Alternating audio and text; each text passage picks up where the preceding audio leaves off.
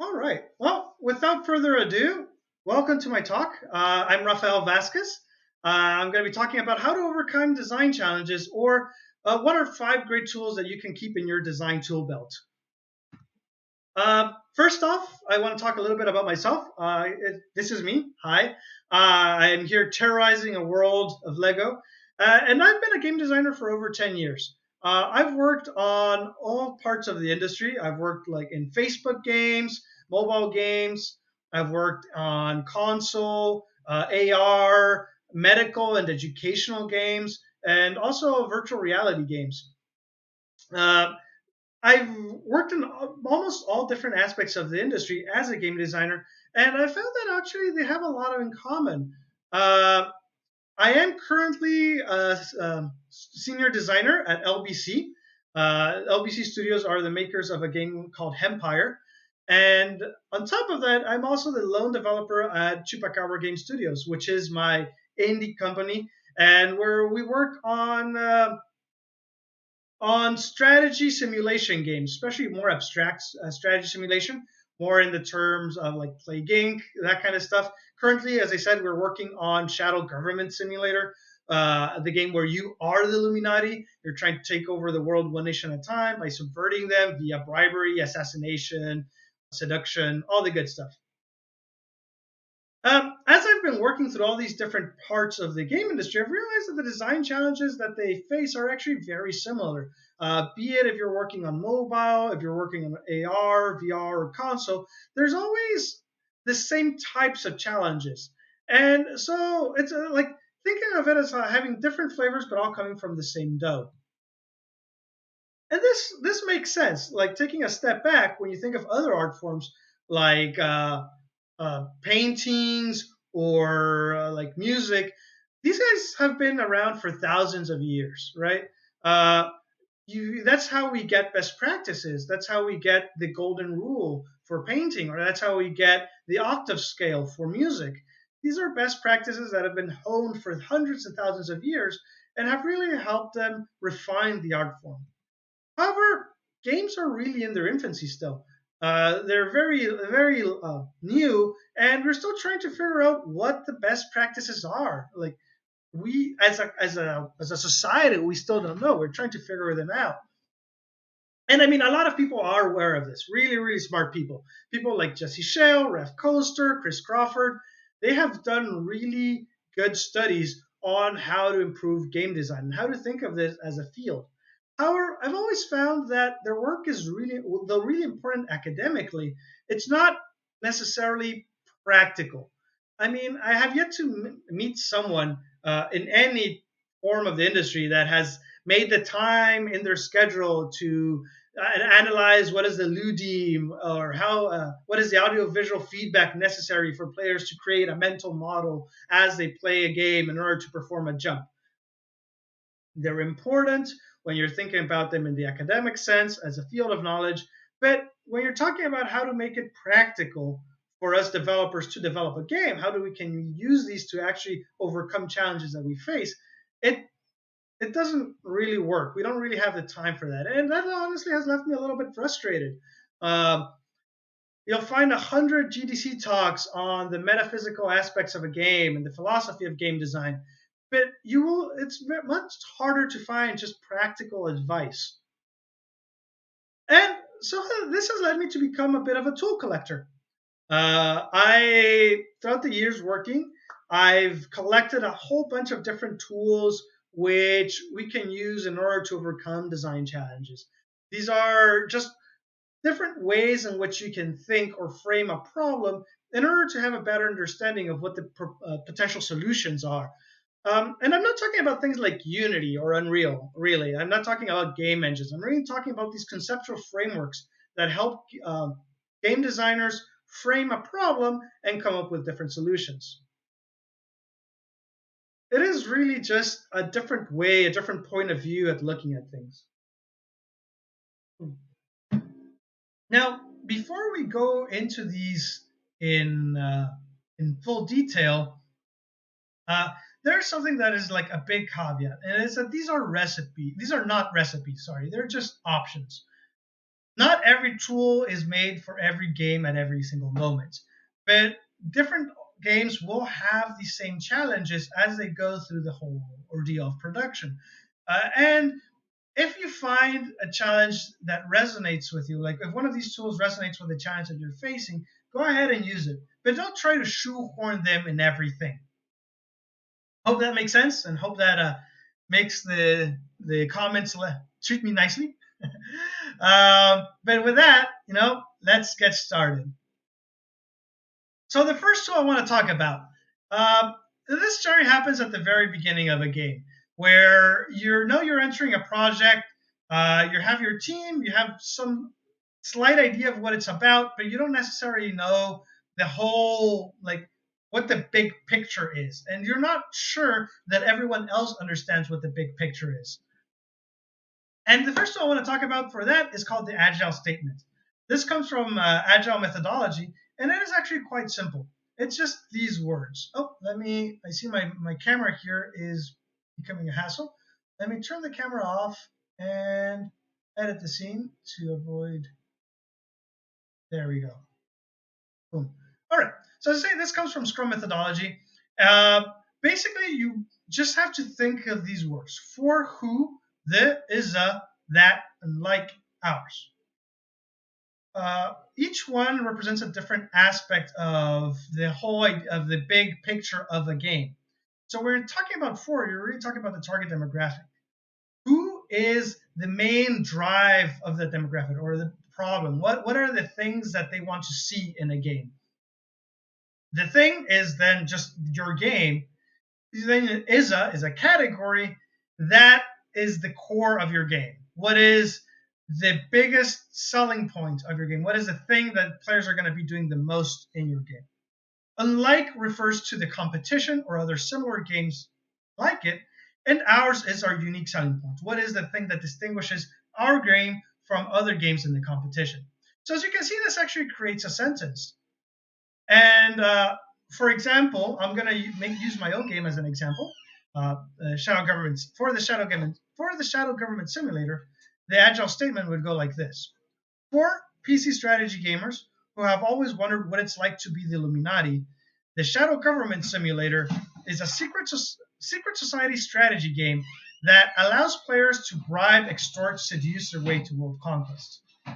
Unlike other abstract strategy simulation games, for example, Plague Inc., ours focuses on identifying sociopolitical power networks and dismantling them to build your own instead. It is wordy. It's not necessarily what you're going to be using in a pitch, but this makes sure that you have all the angles covered when starting a game. You're not just thinking about what is going to be fun. You're starting to think of who your game is for and why they would find it fun. And not just that, but why would they find it different from other games out there? So what does this mean in practice? In practice, it's just gathering your team, writing the keywords on a whiteboard, and just basically using stickies to brainstorm. Have everyone put a single word on their sticky, put it on the whiteboard, and then you can start brainstorming and discussing what the agile statement is. Once everyone agrees on this, then you'll have a really good understanding of the problem at hand, of the project, of where you're trying to get it to, and also you're going to make sure that everyone in your team is on the same page. So, second tool. Everyone here, I'm sure, has heard of the core loop. No, it's one of the basic nuggets of game design. It is something that we in the game teams, we use it, talk about it all the time. Of what is the core? What is the thing that players are going to be doing the most? It's the basic distillation of an actions in a game. However, we can go beyond that. Uh, the core loop is not the only type of loop in your game. There's actually many more.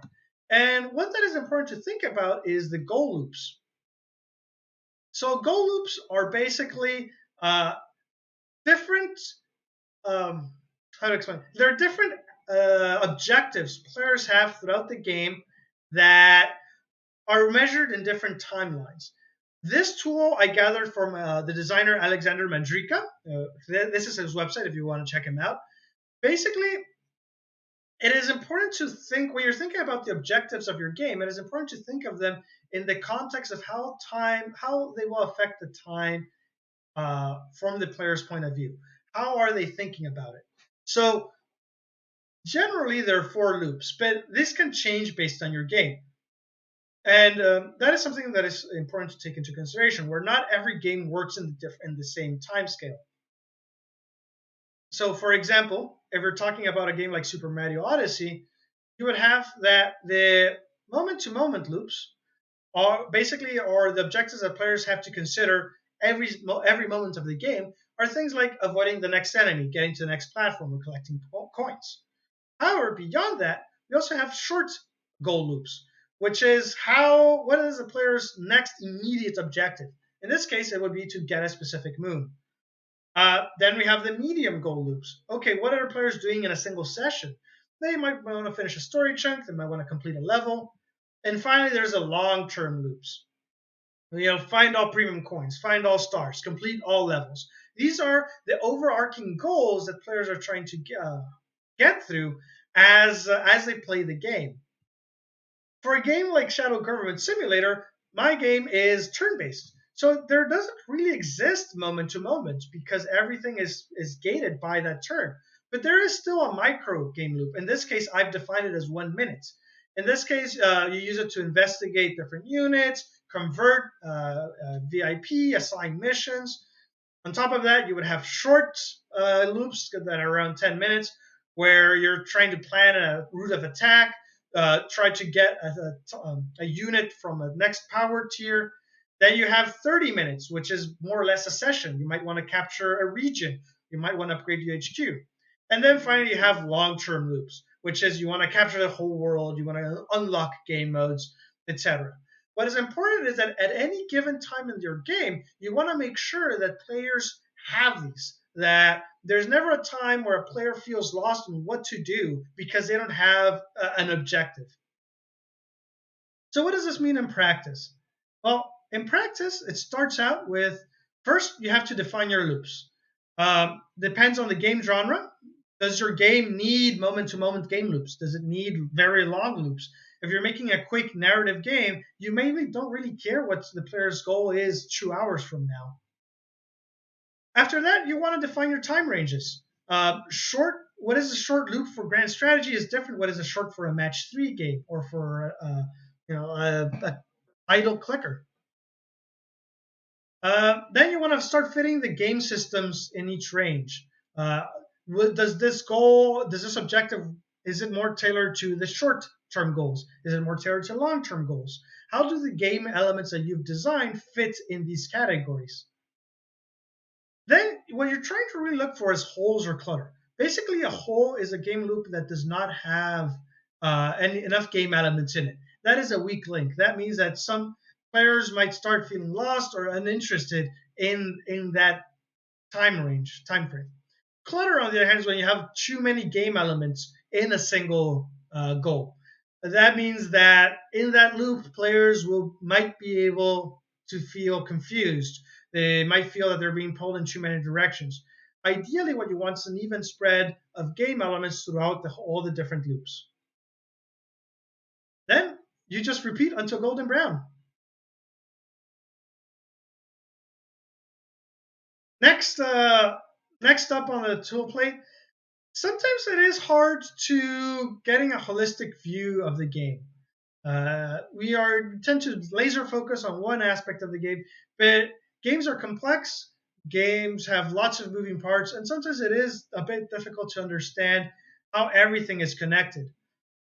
And this, when you're starting to feel lost and like, okay, how am I getting, or more than lost, when you're starting to feel overwhelmed because of the complexity of a game, one useful tool for that is the mechanics map. Mechanics map is the first I heard it is from Erin Robinson in her Gamma Sutra article, Alternatives to Game Design Docs, but she attributes it to Steve Swink, so I will do that as well. Basically, it's a way to visualize how the different game elements interrelate with each other. It's a mind map that connects different game elements based on the verbs that connect them. So this is a very simple one. Pac-Man eats pellets. Here we have two different game elements, Pac-Man and the pellet, and we know how they relate to each other. This is very useful because it allows us to find larger patterns in the game.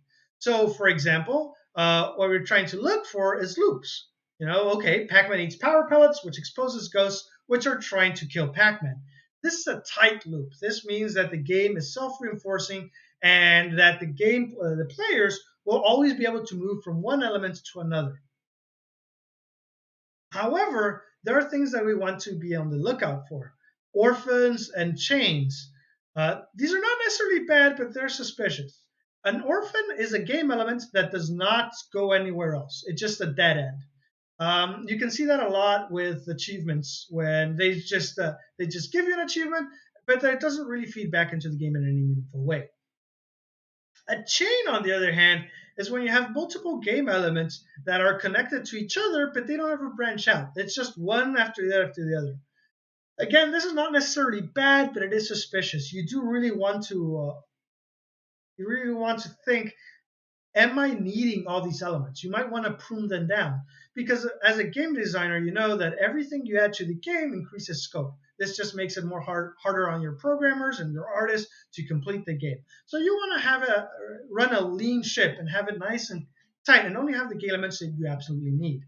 If you have a lot of elements that are connecting one after the other, then potentially you have things that are just fluff, that are not necessary. You might be able to cut some of these intermediaries and just have the first go straight to the top. As I said, though, they're suspicious, not necessarily bad. A common use of, for example, the dead end is with customization options. For example, Team Fortress hats. You gain a hat, it doesn't really affect gameplay, it's purely cosmetic, but it does have a purpose. It creates a sense of community. It helps with self-expression and self-identification inside the game. So there is something important there, but you have to be very conscientious about it. The last thing you want to do is just go through these not knowing exactly why they're there, or just adding them in your game because other people are doing so. If you really think about it, if it's conscientious, then you know that you're doing why you're doing, and that's okay. That being said, even then, there are ways in which you can tie them back into the system. Using cosmetics, for example, in the PlayStation 4 Spider-Man, each new suit also unlocks an ability. That means that it actually does feed back into the main combat of the game, and even though its purpose is mainly cosmetic, it does increase the map. Now, these can become very complex. This is an early map for Shadow Government Simulator. As you can see, it has a lot of stuff. You don't have to stare at it too long. But as a game designer, creating this, forming it, it really helps in having a picture of how the game works and you having a really good understanding of how each different element of the game affects each other. What does this mean in practice then? So in practice, you list out your game elements, then you start connecting them with the verbs that relate to them. You might add more game elements as a way. That's fine. Basically, you're going to continuously move your nodes until you make your graph readable. Then in order to analyze it, once you're happy that you've connected all your elements, pick just a random node. Take a path. Where do you end up? Does it create a loop? Does it create a chain? Does it create an orphan? Once you have these, you will have a better understanding of things that need to be pruned out of your game, things that need to be enhanced, or new connections that you need to create. Stopping for a bit of water now. In the meantime, are there any questions? I know this is a little bit design theory heavy, so please feel free to write in chat. Let me know if there's any questions.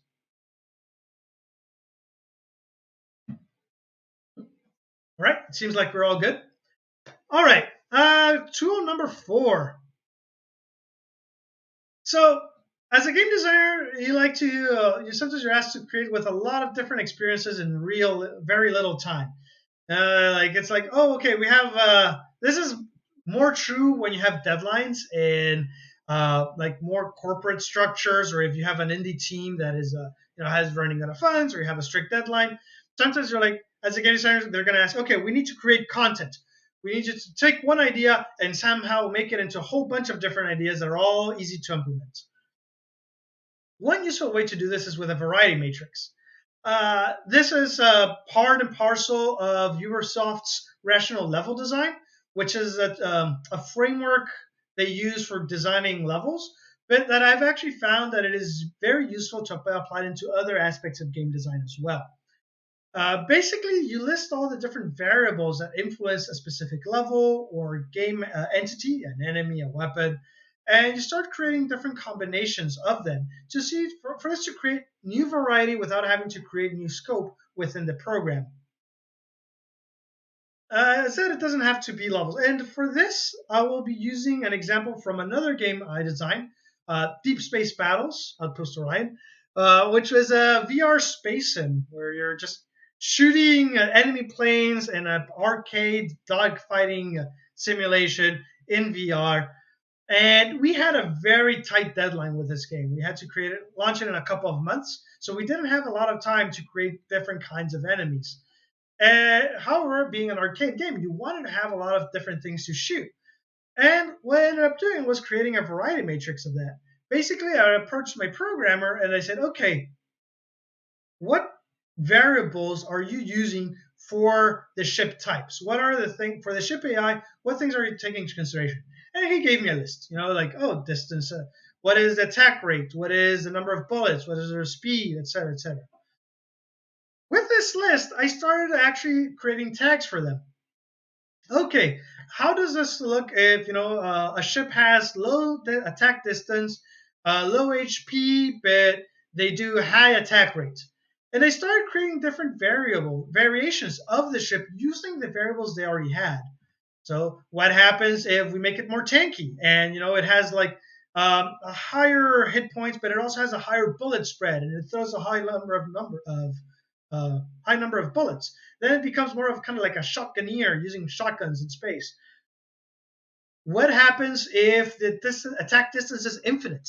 That means that the whole map will always be covered. And what happens if the max damage is infinite? So it's a one-hit KO. Well, we have to balance that. So let's make it so it's null and its attack rate, so it only fires once. It doesn't move. It becomes into a bomb that the players have to defuse. As you can see, all of these they come from the same skeleton of a ship, but they will create very different experiences for players. And with that, I was able to create about 20 different ships very quickly without having the programmer to create unique behaviors. They were very happy about it, and we managed to ship on time with a whole bunch of different experiences for the players to play around with. In practice, how does this work then? First, you need to find and define your variables. And for this, honestly, your programmers are your best friends. They deal with variables all the time, and if you approach them, they'll be able to tell you, these are the things that I'm looking for. Then, before that, one thing that you don't want to forget is space and time modifiers. Like every time you're in a game scenario, there's always some space and there's always some time. And these can change. A game experience where time is limited is very different one where time is infinite. So you just make a column for each iteration and you fill them with tags. So this is the important part. You don't want to fill them with values straight away. You just want to use tags, low, medium, high, extra high. Don't forget you can use null and infinity. And the reason for this is because you're not actually trying to balance them right now. You're just trying to create this variety. There will be a different balance pass later on, but right now you just want to make sure that you have enough different play styles for your players to overcome. If something doesn't make sense, for example, how does attack speed, or even better, how does a rate of fire being infinite make sense? Maybe that implies a new mechanic. Maybe instead of thinking of it as an infinite rate of fire, you're thinking of it as a laser beam or something that is continuous. That Programmatically, it's very similar. It doesn't make a huge difference, but from the game player's experience, it's a completely different thing. And finally, once you've created enough of variety, then you can assign values to the tags. Then you can say, okay, what is the exact number that I'm going to use for a low attack rate or for a high HP? Uh, this, now that you're doing it in bulk, it'll make it a lot easier to see how these different enemies or game elements compare to each other. All right, 5. Sometimes we as game designers really tend to think of our players as a whole. It's the players of the game, our players. But the truth of the matter is that actually players come in different sizes, different shapes, and they will change throughout your game experience. Uh, they they come in different buckets in a way, and they will move one bucket from one bucket to the next as they play your game. This allows us to create a player journey. So this is actually inspired by Dimitar Draganov in his book Freemium Mobile Game Design. Basically, you want to map out how a player changes from which bucket to each bucket to change as they progress through your game. As you can see here, we have 4 different categories: early, mid, late, and elder, which refer to how long a player has been in playing your game. Early players might be playing game for a couple of hours or a day, depends a lot on the game genre, while elder players might have been playing for a few weeks or years even. They've been playing it for a long time. And you can do this for a whole bunch of different aspects of the game. You can do it for your mechanics, as in what are players mostly doing in their buckets, um, what motivates them, what is the thing that what their pain is, what their main challenge is, how do they relate to other players. And this is very useful for longer term games where you want your player to come back week after week. You want to make sure that at any time as they get more comfortable with the game, there's something new for them to interact with.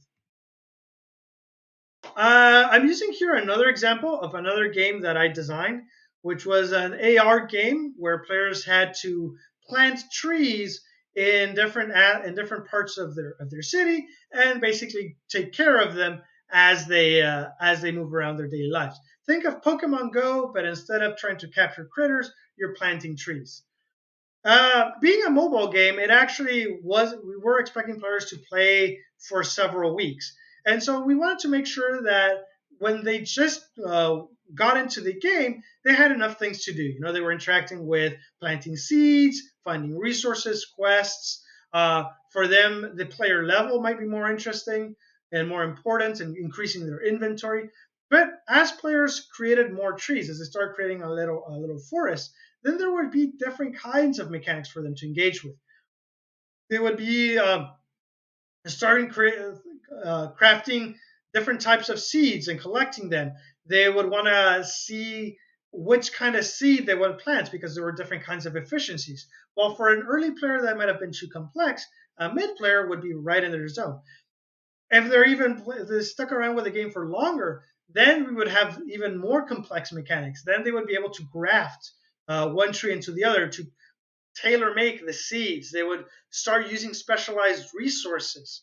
And then by the time they're elders, they'll be able to craft and decorate their own forests altogether, create little gardens, and share these gardens.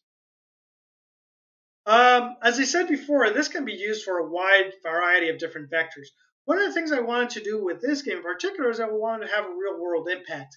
It was an environmental game. It was really important for us that every time players engaged with a game, be it buying uh, by buying like a resource pack or engaging with the events, there was there was some way in which they would impact the real world. And this would also change as they progress through the game. So for an early game player, it would be as simple as donating a tree. While for elder players, it would be more about collectively organizing themselves to protect a region in the world or to react to real life events. So if there was a forest fire, say in California, there would be small competitions within the game where the resources that we got would be streamed to firefighting efforts in that region of the world. But that would be again more complex mechanics, more involved, and they would be tailored for elder players. In practice, how you work. Basically, you want to draw the charts.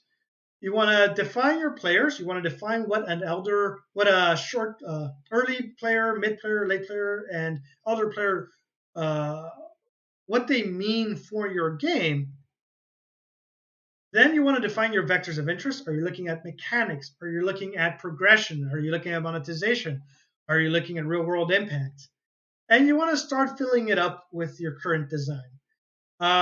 Basically, just like in the other ones, we were looking for holes and clutter. We're looking to see if you have a lot of mechanics for your mid players, but you don't have enough mechanics for your early players. That means that you're going to have a problem keeping players early on. They might not get to become a mid player because they just dropped out of your game beforehand. Similarly, clutter. If you have too much stuff in one single section, then those players might become overwhelmed. But you spread them out, you take a look, and with this, you're able to understand better what your players are doing at any given moment of your game. And that's my talk, guys. I'm opening the floor for questions. If you guys have any, you can just say it in the chat. One thing that I want to point out is that I am a tool collector.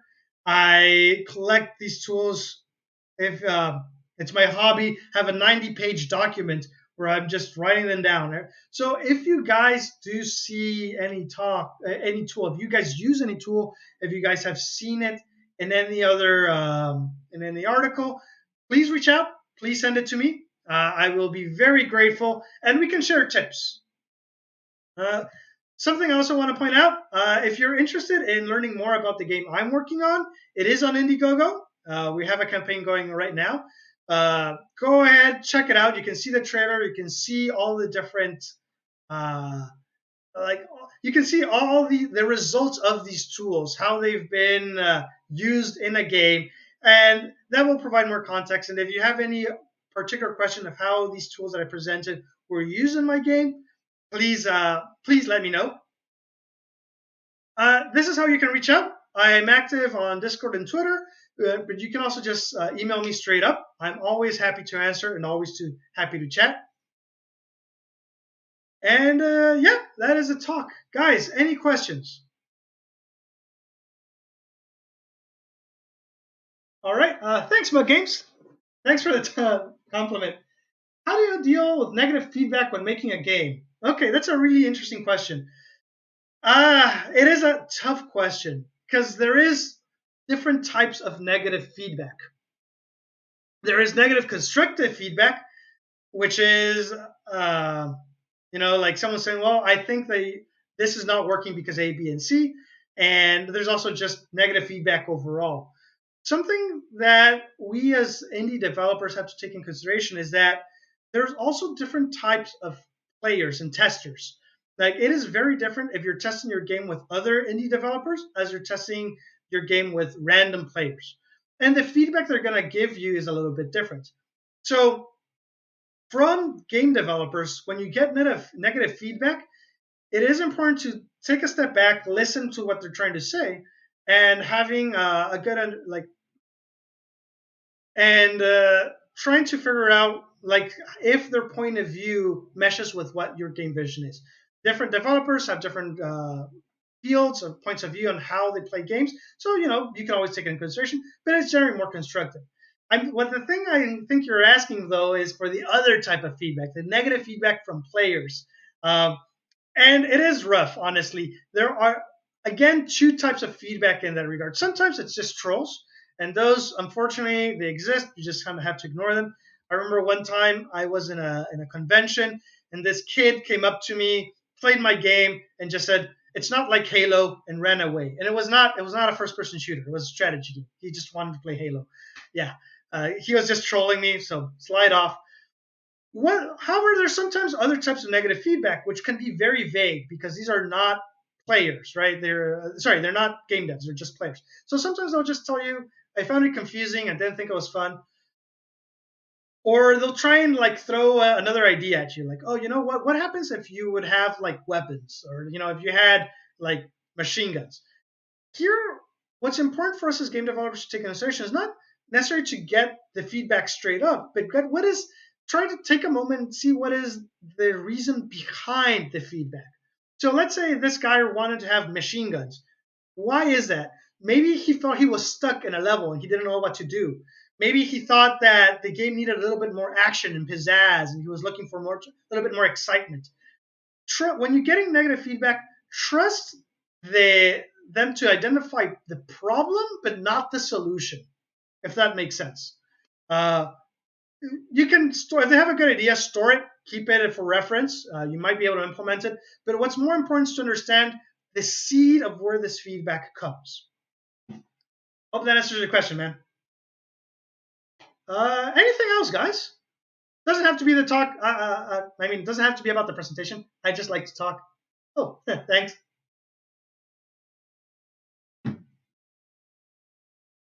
Cool. Seems like that's it.